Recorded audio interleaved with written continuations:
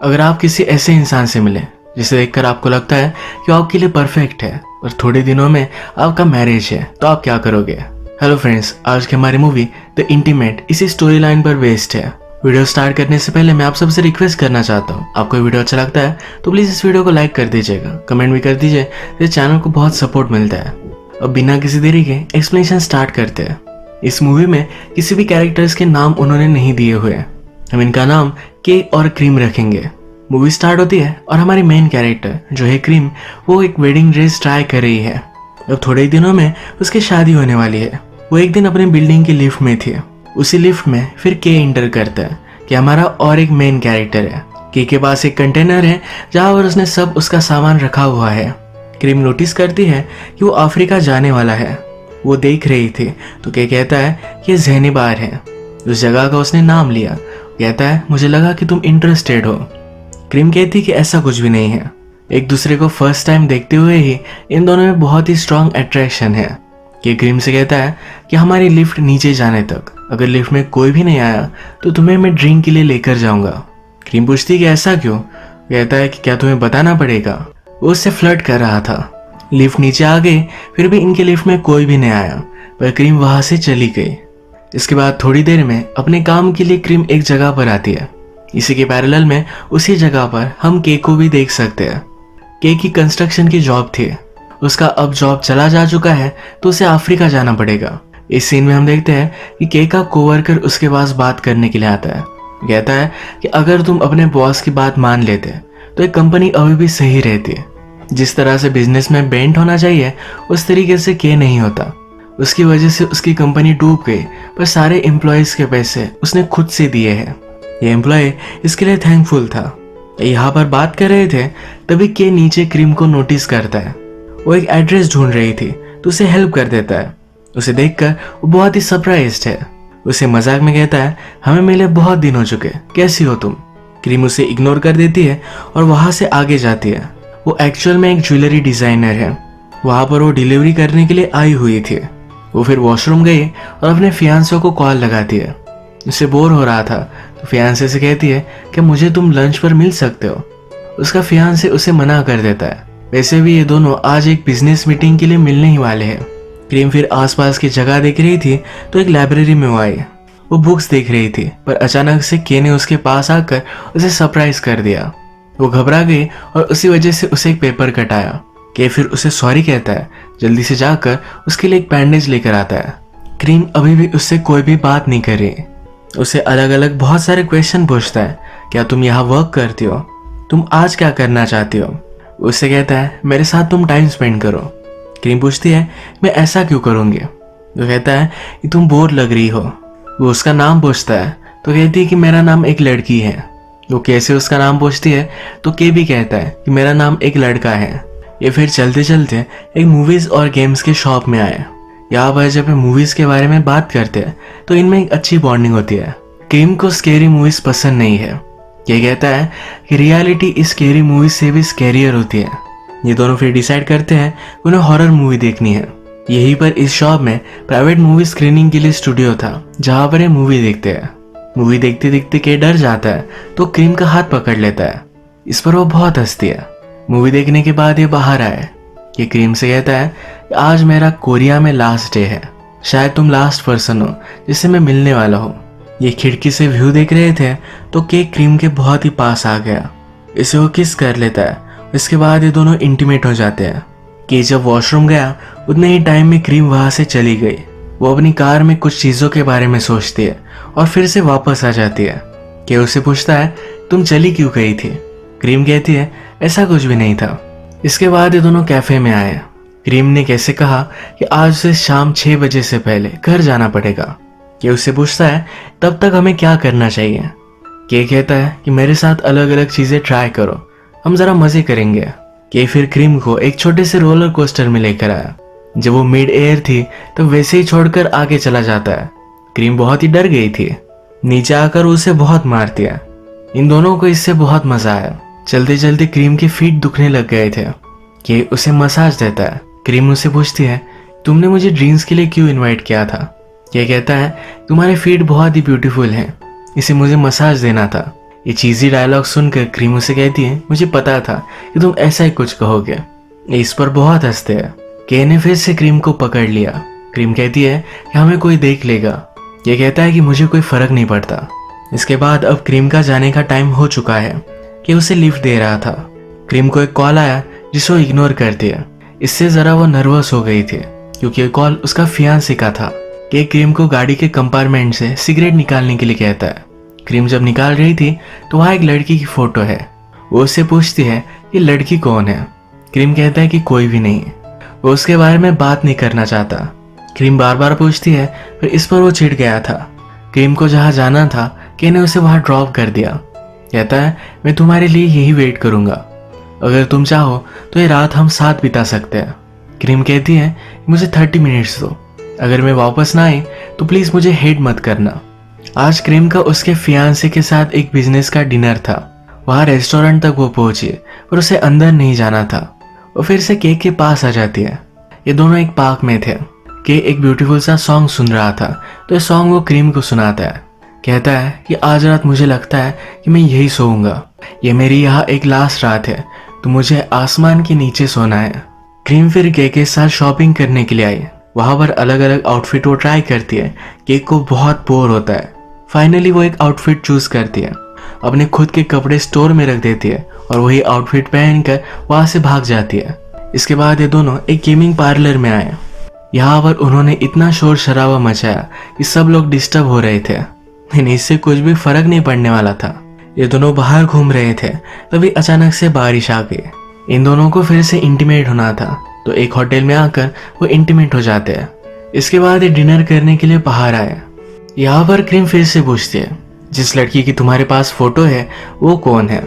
ये कहता है वो मेरे साथ काम करती थी, 3 साल तक हम रिलेशनशिप में थे।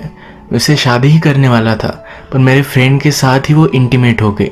घटिया चीज ये है किसी और के साथ उसने शादी की। के बहुत ही हार्ट ब्रोकन है, इसलिए हमेशा उसकी फोटो वहां रखता है। वो कहता है हम दोनों में जो था, अगर वो प्यार था तो ये बहुत ही घटिया था। क्रीम उससे पूछती है तुम अभी भी उसकी फोटो क्यों रखते हो।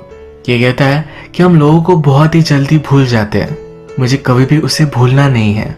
के कहता है कि अब मैं तुमसे क्वेश्चन पूछूंगा। तो वो पूछता है कि अगर तुम्हारे लिए एक परफेक्ट पार्टनर तुम्हारी शादी से पहले तुम्हें मिले तो तुम क्या करोगी।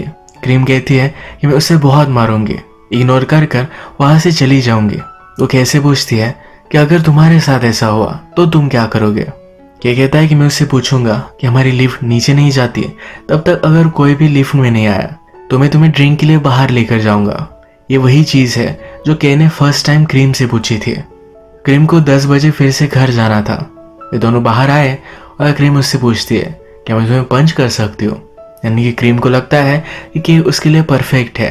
ये उसे पंच करती है और के उसे गले लगा लेता है।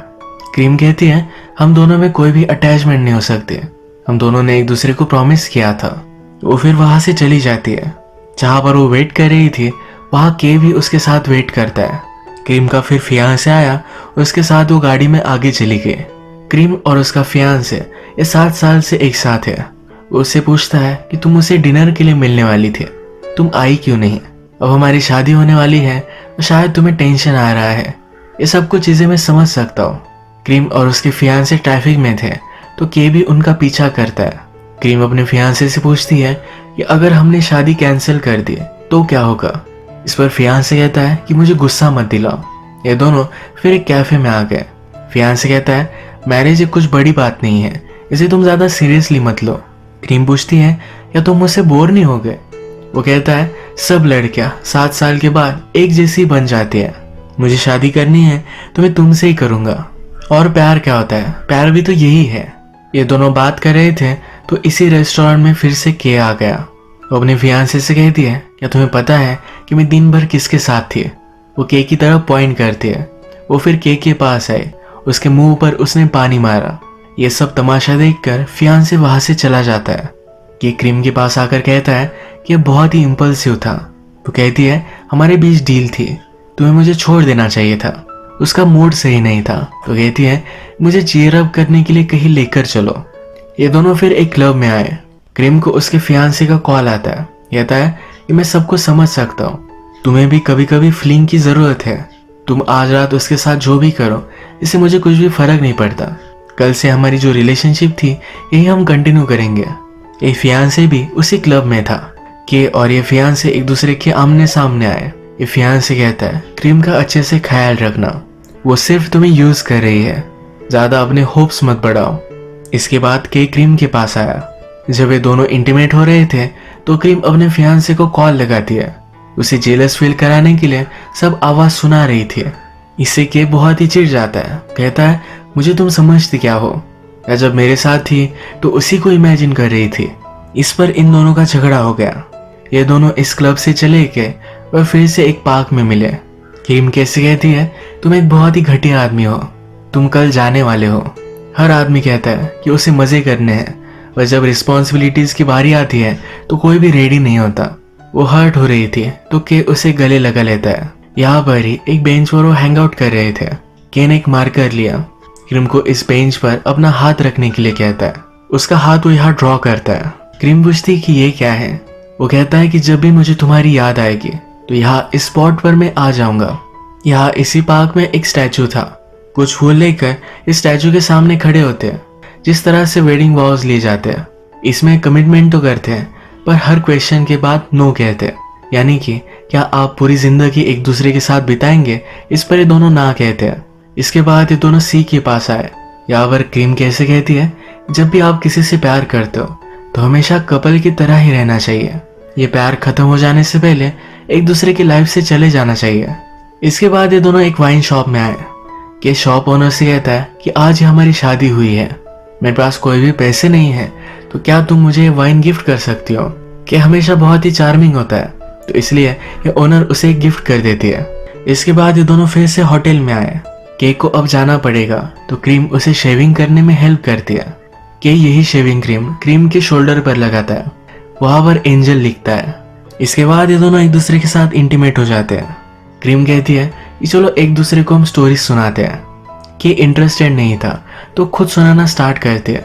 वो कहती है कि जब मैं छोटी थी तो हम सब क्लासमेट्स के पास कोई भी शार्पनर नहीं था। एक लड़की के पास था तो हमेशा उसकी पेंसिल बहुत ही शार्प रहती थी। मेरी मदर कभी भी मुझे शार्प पेंसिल नहीं देती थी, थोड़ी सी ब्लंट रखती थी।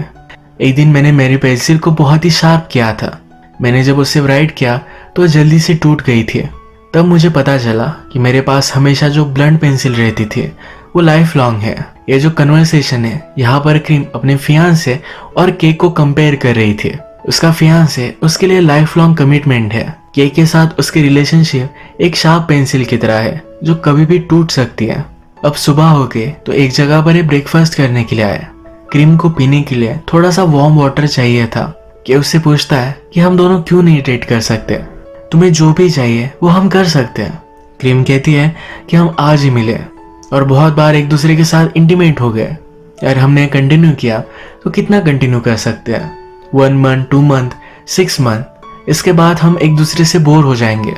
मुझे अभी अभी वार्म वाटर चाहिए था पर तुम उठे भी नहीं। अगर तुम मेरे लिए केयर करते तो तुम्हारे साथ में डेट पर आ सकती थी।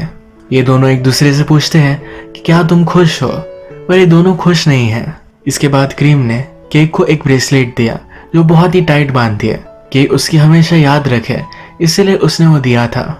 के कहता है कि तुम इसे कितना भी टाइट बांध लो, कभी ना कभी ये टूटने वाला ही है।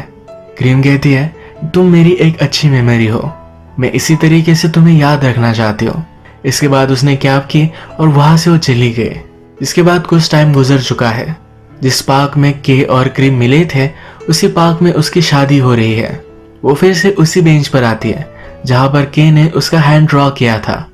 क्रीम का हैंड ड्रॉ करने के बाद के ने अपना हाथ भी ड्रॉ किया था। ये देखकर वो अपनी लाइफ से मूव ऑन करती है। इसी तरीके से मूवी एंड हो जाती है। जो भी इस मूवी का पॉइंट था ये क्रीम ने उसकी पेंसिल की स्टोरी में हमें बता दिया था। आज का वीडियो हम यही खत्म करते हैं। अगर आपको ये वीडियो अच्छा लगा तो प्लीज इस वीडियो को लाइक कर दीजिएगा। मैं बहुत सारी मूवीज लेकर आता रहता हूँ, तो प्लीज इस चैनल को सब्सक्राइब कर दीजिए और बेल नोटिफिकेशन आइकॉन दबाने में मत भूलिएगा। फिर से मिलेंगे और एक नई मूवी के साथ। तब तक के लिए थैंक यू और आप अपने आप का ख्याल रखिए।